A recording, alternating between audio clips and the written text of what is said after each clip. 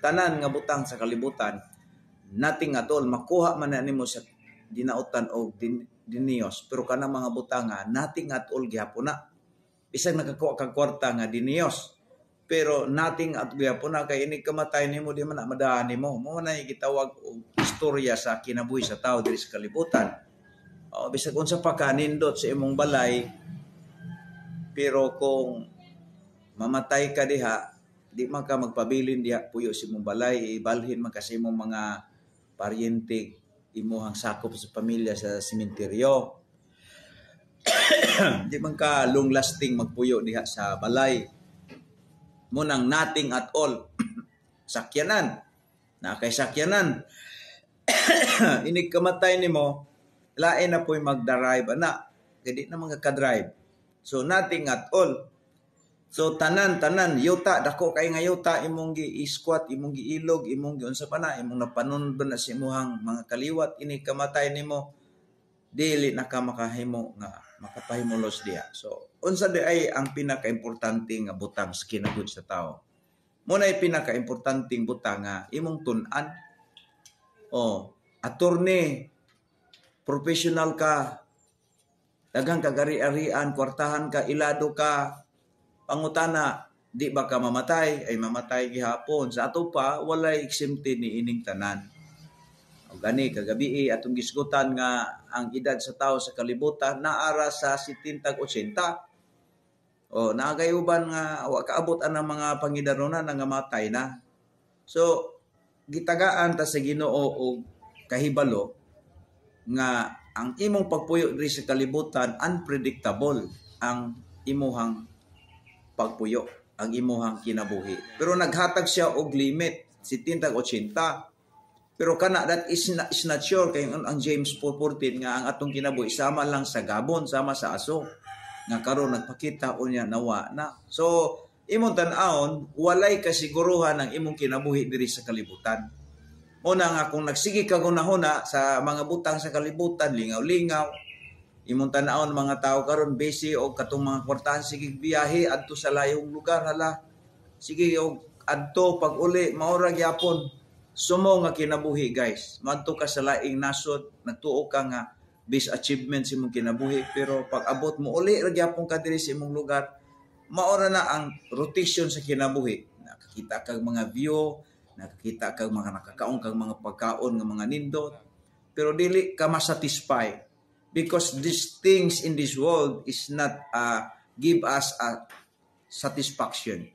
Dili ni makahatag ka na to satisfaction. Because ang gipangita sa imong kalag, ingnon ta ka guys, mao ang Ginoo. Anang Ginoo bitaw nga dili hinimo og kamot, kanang Ginoo bitaw guys nga dili makita, kanang Ginoo guys nga naghimo sa kalibutan. Mao nay Ginoo nga tinuod. Og sa ato rong panahon, iyang gipadala diri si Jesus Christ nga maoy nagpaila-ila sa iyahang gugma diri kanato. Ingon ang Bible nga ingon ang Bible mga higala diri sa Romans chapter number 5 ta. Romans chapter number 5 ta, kini atong pag-isgutan. Ako mo istorya ko ninyo, di man itaas atong wali. Managoy mga 5 minutos, 6 minutos, okay na. Nung daghanon man nato na. Ingon ang Roma kapitulo 6 verse 5 verse number 4 ta magsugot. Ingon diri. Ato basahon na. Ingon din sa 6 mga higala. Ato basahon. Kaysa panahon nga wala pa kitay nahimo, nagpakamatay si Kristo alang sa mga daotan. Sa panahon nga gipili siya sa Dios. Roma 5:6. Ato makita guys nga si Kristo nagpakamatay sa cross.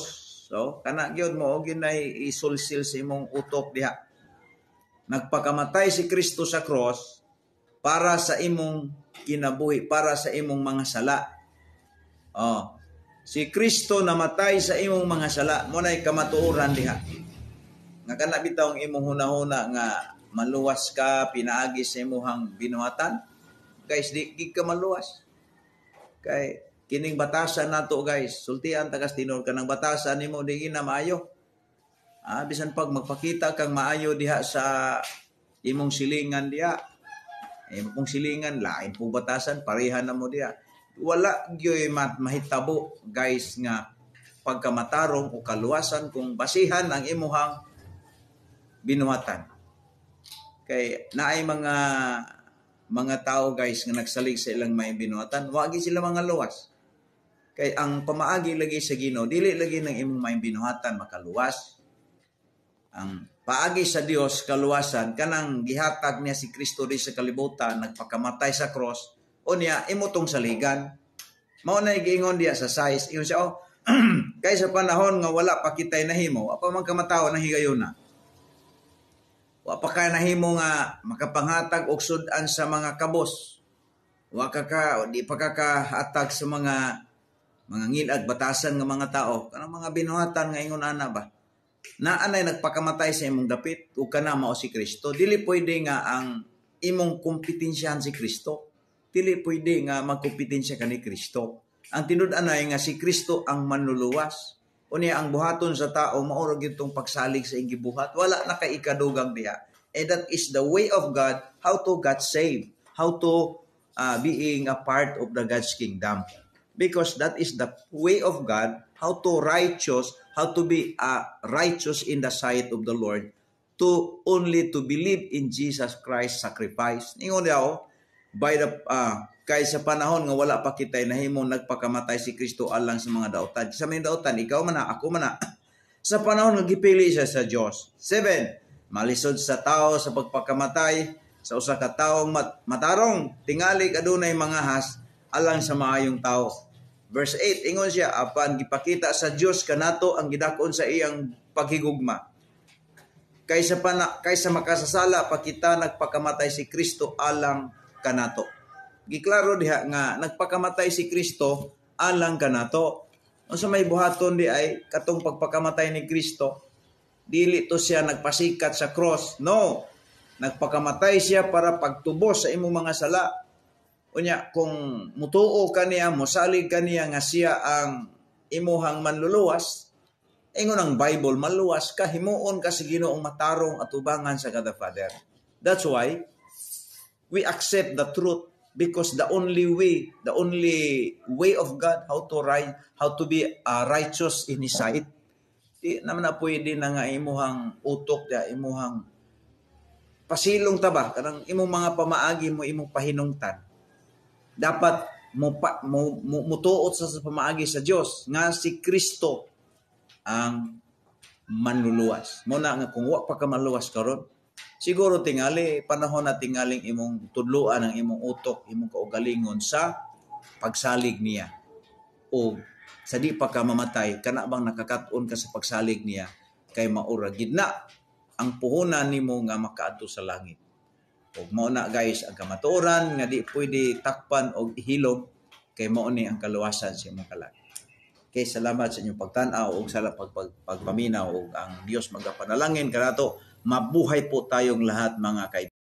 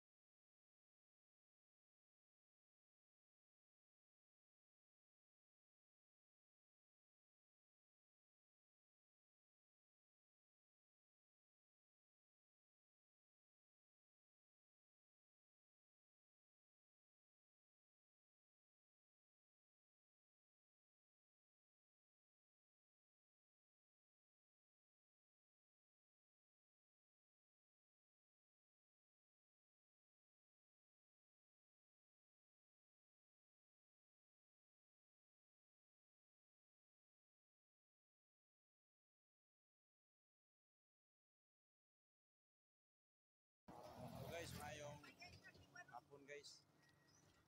Kumanang serbisyo sa Ginoo guys. Uli nami.